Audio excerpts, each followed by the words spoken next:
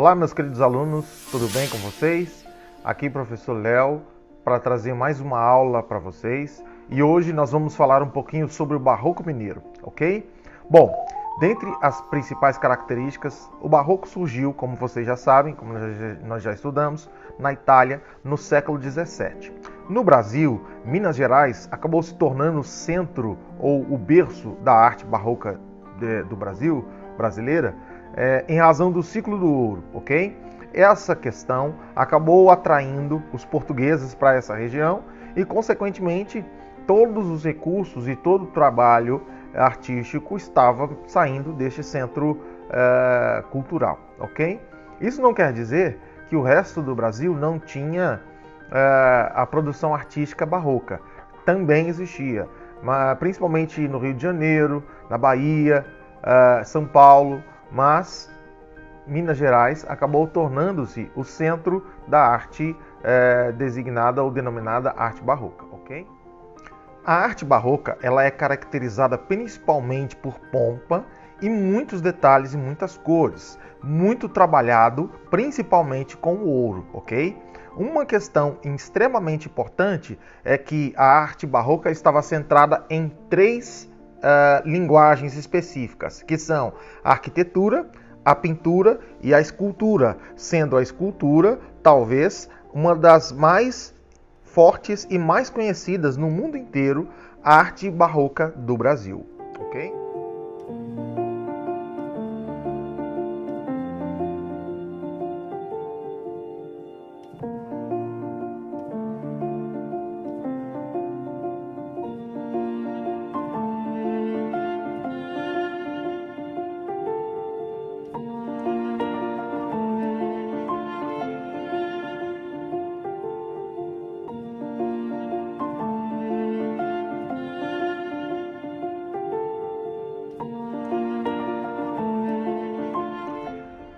A arte barroca brasileira explorou principalmente aqueles materiais que eram abundantes na região de Minas Gerais. A pedra-sabão, que acabou sendo o material mais abundante na região, era uma pedra que era facilmente encontrada e barata e foi utilizada principalmente como material para as esculturas. Além do cedro, que era uma madeira muito especial para o trabalho dos artesãos, e além do ouro, é claro, que também acabou sendo utilizada com abundância. Uma característica muito importante, meus queridos alunos, é a parte da arquitetura. A cidade de Minas Gerais, ela é cercada por muitos morros, muitos montes, né? Tem uma música até que de um compositor mineiro que chama Minas Gerais, Minas por trás dos montes, né? É uma cidade que é realmente incrustada por muitos montes, por muitos relevos diferenciados. E uma questão que eu gostaria de ressaltar é justamente com relação à arquitetura, porque na parte mais alta das cidades ficavam as igrejas e geralmente a cidade se desenvolvia, a parte economicamente mais ativa da cidade ficava em volta da igreja e, consequentemente, aquelas pessoas que tinham mais recursos financeiros estariam morando ali em volta da igreja, ok? Uma característica também muito marcante na arquitetura é dividida em três fases, a arquitetura das igrejas. Na primeira fase, o exterior ele não tinha tantos detalhes, a fachada das igrejas, né? Deixando para essas características de arte da construção das igrejas, mas para dentro das suas igrejas, principalmente no altar, ok? Com esculturas de santos, né? O teto era muito pintado e ornamentado e o exterior ficava bem simples, ok?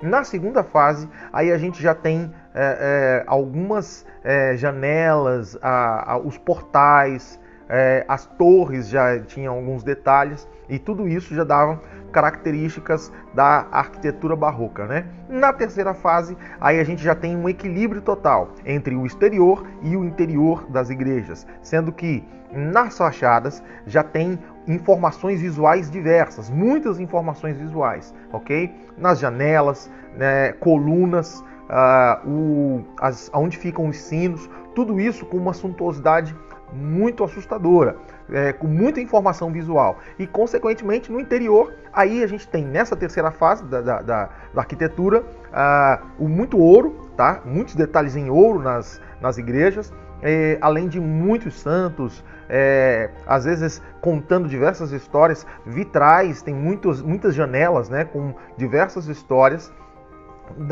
bíblicas narradas nesse contexto, ok? Com relação à pintura barroca, eu gostaria de destacar a utilização de cores vivas e muito tropicais na criação das obras de pinturas barrocas, certo? A grande maioria das pinturas do Barroco Mineiro, elas ficavam nas paredes, tá? Era utilizada a técnica do afresco, que é passar uma camada de argamassa, certo? E com a argamassa ainda fresca, os artistas faziam os seus murais, as suas pinturas, principalmente nos tetos e em algumas paredes aonde ao fundo estariam os altares das igrejas, ok? A grande maioria dos trabalhos em pintura eram feitos então nas paredes. Poucos quadros dessa época da arte barroca brasileira eram criados em telas, ok? A grande maioria era realmente nos murais, nas paredes. Quando essas pinturas elas recebiam uma tela, eles tinham um destaque muito grande para a moldura, ok, dos quadros. Essas molduras elas recebiam geralmente até uma camada de ouro, tá? Era uma tela e a moldura em volta do quadro eram emolduradas em ouro ou em gesso, tá? E às vezes essa camada de gesso era pintada com uma tinta dourada para dar a impressão de que era algo relacionado ao ouro também, ok?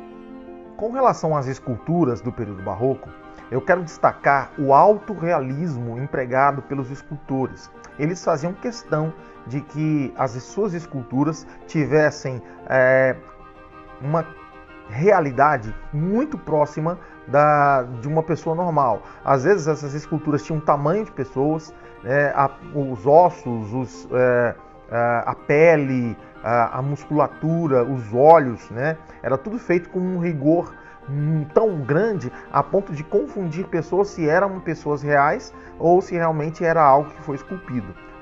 A característica do realismo era uma busca incessante dos escultores para que as suas obras fossem cada vez mais uma aproximação entre os fiéis e a religiosidade, ok? Bom, para concluir essa parte histórica, eu quero destacar alguns escultores e artistas extremamente importantes desse período chamado de arte barroca mineira, ok?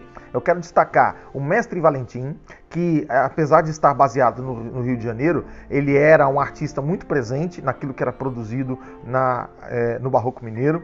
O Manuel da Costa Taide, ele era de Mariana, uma cidade muito histórica desse ciclo do ouro de Minas Gerais, que era uma espécie de pintor, né? Ele pintava e ele fazia também o que era chamado de encarnação das esculturas, porque era uma mistura de tinta que fazia muito próximo da cor da pele. E também, por último, eu quero destacar o chamado Aleijadinho, tá? O nome dele é Antônio Francisco Lisboa, que é talvez o mais conhecido artista desse período, desse ciclo chamado de arte barroca mineira, ok? A obra de arte que eu quero destacar, de Aleijadinho, ela se chama Os 12 Profetas. Ela está no Santuário de Bom Jesus de Matozinhos, né, lá em Minas Gerais. Ela é uma obra extremamente importante, com características diversas, principalmente com relação a esculpir histórias bíblicas, né, porque tem toda a trajetória da Via Sacra, né, da Via Crucis. Além disso, existe todo um apelo religioso com relação a essa criação. Bom, pessoal, esse é o final então da nossa aula. Eu agradeço a quem acompanhou até aqui. Eu vou deixar vocês com algumas imagens aí de obras barrocas e algumas características bem importantes, ok? bons estudos para vocês. Não deixe de ler o material da apostila, tá? É muito importante que vocês leiam todo o material, apesar de eu ter resumido aqui nossa aula, né, com algumas informações, mas não deixe de ler a sua apostila do aluno, ok? Fica então com essas imagens que fazem um resumo aí histórico de toda a arte barroca mineira. Forte abraço a todos, até a próxima!